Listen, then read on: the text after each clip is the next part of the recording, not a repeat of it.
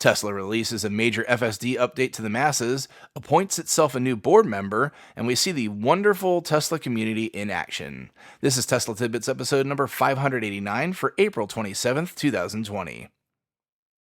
This show is sponsored by my supporter Richard. If you're in the market for a new Tesla, please consider using his referral code. Ask your salesperson to use code Richard174 or go direct to the web link ts.la/Richard174 and pick up a 1,000-mile supercharging credit for your new vehicle. We start this very important week for Tesla off with some amazing news.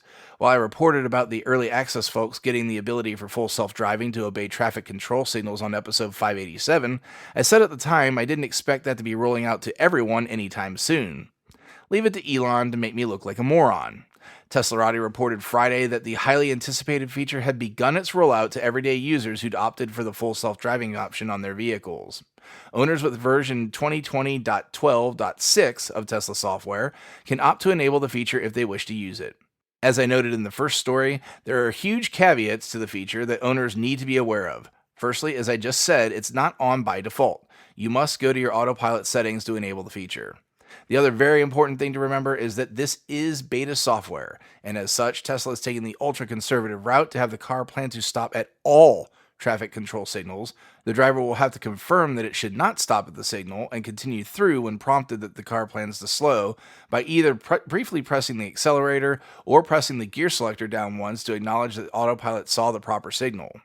You obviously should also be aware that the system may completely fail to recognize a traffic control signal and take over as you would any other time autopilot may make a mistake.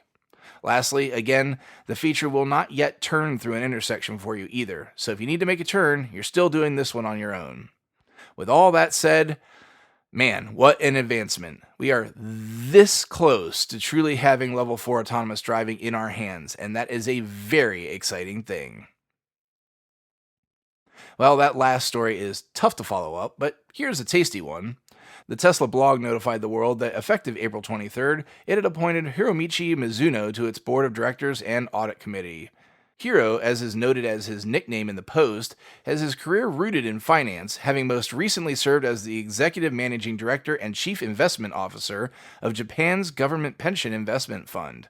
For those unaware, this is literally the largest pension fund in the world, with $1.5 trillion managed. The juicy bit of this is that while leading the fund, not only was one of Hiro's hallmarks to consider the environment with all investments, but he was also a vocal opponent of short selling, a practice that definitely has raised the ire of Elon, and, well, anyone that cares about Tesla as a company for that matter.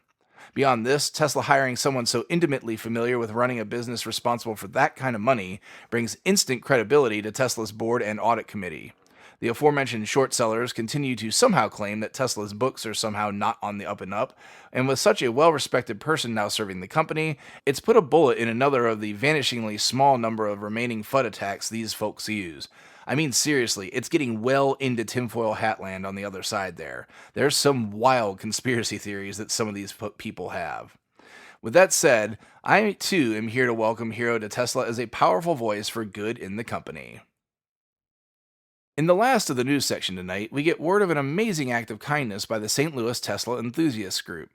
Credit for bringing my attention to this story goes to Charlie Fox, at TravelinMo on Twitter, and then Rick Delaschmidt, at SpotNoob, for being the person it happened to. It seems Rick's son couldn't obtain his learner's permit to drive Rick's Model 3 for his birthday due to the COVID situation, so Rick reached out to the community to see if they could get a little love. What ensued was 36 people taking time from their day to drive by Rick's house and wish his son a happy birthday from their Teslas, making a veritable parade through the allotment. Finally tonight, some show housekeeping. Like I said at the top of the show, this is a very important week for Tesla. Not only did they put out the FSD update, but we have the factory supposedly spinning back up, and an earnings call on top of that. As is tradition, Tesla has confirmed that its earnings call will be held on a Wednesday, this coming Wednesday to be precise, at 3:30 p.m. Pacific, 6:30 p.m. Eastern. Because Tesla continues to hate my show production plans in this way, Wednesday's show will publish as quickly as I can get it out following the call Wednesday night, instead of the usual published time of late Tuesday night. We will then see if we have any news to follow up with for Friday's show, and I'll post whether a show will be coming out or not on Thursday night. It's usually a coin flip, given all the juicy news should come out of the call itself, but sometimes you get clarifications or additional tidbits following that the next day. The Super Patron show may be a bit interesting on this one. As you may or may not be aware, I've been experimenting with using video for the Super Patron show, and I don't know if that format will really fly with this. We'll see. This may be one of the bits of try it and see for that experiment. Also, speaking of show housekeeping, I promised on Twitter that I'd explain about the picture of a mostly empty corner in my house. Previously, my desk was located downstairs in our sitting room, where anyone and everything could potentially interfere with recording during normal hours. I fortunately don't record during quote unquote normal hours too often, but on the occasions where I do, or I need to interview someone, it's sometimes a problem. Given this, and more importantly, given that a home office is more important now than ever for me, my wife and I decided to convert her craft room to an office. This is a win-win for us, actually, as she's been trying to write a fiction book for over a year, and having a truly dedicated space to do so will assist this tremendously. She'll be getting her own desk and space, so no sharing necessary either. It will, however, produce a very oddly decorated room, which I'll send pictures of when we get it done. Alas, it was not ready for tonight, so I'm downstairs for this show. Hopefully, the earnings call show will be the first of my shows from the new space. I'll keep everyone updated on the Twitters. Look out for pics. That'll do it for today's show. Thanks to all my patrons supporting the show at patreon.com/Tesla Tidbits. And as always, a special shout out to all the super patrons supporting the show at the $10 plus level. They are Ryan Scarborough, Lee Sweet, William Henry Crew III, Dorian Steve Guberman, Ralph and Cheryl Waterhouse, Megawatt Photovoltaic Development, Todd Sullivan, Mitch Long, Zortec LED Canada, Morven Ogg, Raymond and Deborah Malkowitz, T Sportline, Vicky Kirk, Ricky Johnston, Nathan Garza, Ed Patterman, Sunil Joseph, and Joy Rodriguez. If you have feedback for me, the best way to be heard is to tweet at Tesla Tidbits and use the hashtag AskTeslaTidbits if you'd like your question to be considered for the show. Until next time, keep it charged and hit the road.